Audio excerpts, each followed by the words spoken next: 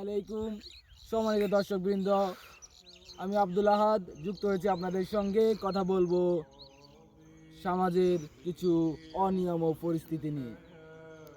আমরা ইতিমধ্যে লক্ষ্য করেছি আজ দেশের পরিস্থিতি এতটাই ভয়ানকের দিকে চলে যাচ্ছে।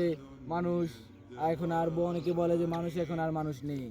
সবাই নানা জটিলতায় ভুগছে এবং সামাজিক কিছু অনিয়মের শিকার সবাই অবশ্যই।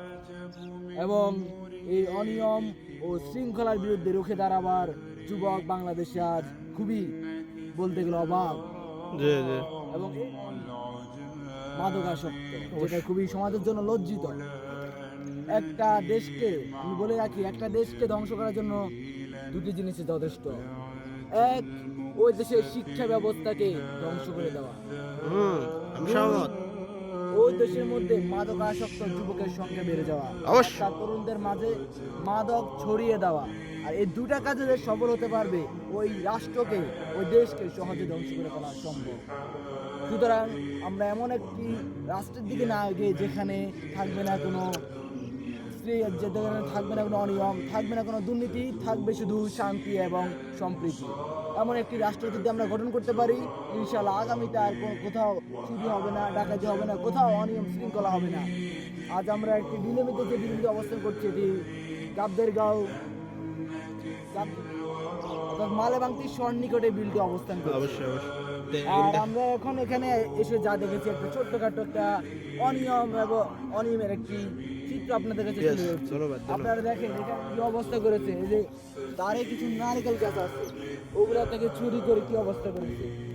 সব ডাবগুলো ছোট ছোট ডাবগুলো সব কে বলেছে। ওই দেখেন নারকেল গাছ, দেখেন আজকাল মানুষ কতটা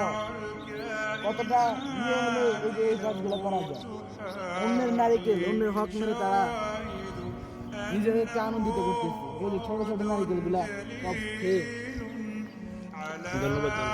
সকলকে ধন্যবাদ জানিয়ে আমি একটু কথা বলবো যে এইসব অনিয়ম শৃঙ্খলার বিরুদ্ধে যদি আমরা রুখে দাঁড়াতে না পারি, তাহলে আগামীতে আমাদের সমাজের অবস্থা খুবই করুন এবং সমাজের যে শান্তি শৃঙ্খলা সম্প্রীতি এগুলা খুবই নষ্ট হয়ে যাবে।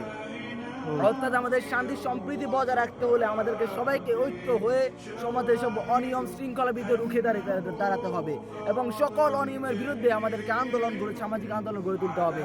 এবং সমাজের মধ্যে যে মাদকাসক্ত যুবক, তাদেরকে কিভাবে দিনের আলোর মধ্যে আনা যায়, কিভাবে সমাজের সাথে তাদেরকে সংযুক্ত করা যায়, কিভাবে তাদেরকে মাদক থেকে বিরত রাখা যায়, এই লক্ষ্যে আমাদেরকে কাজ করতে হবে।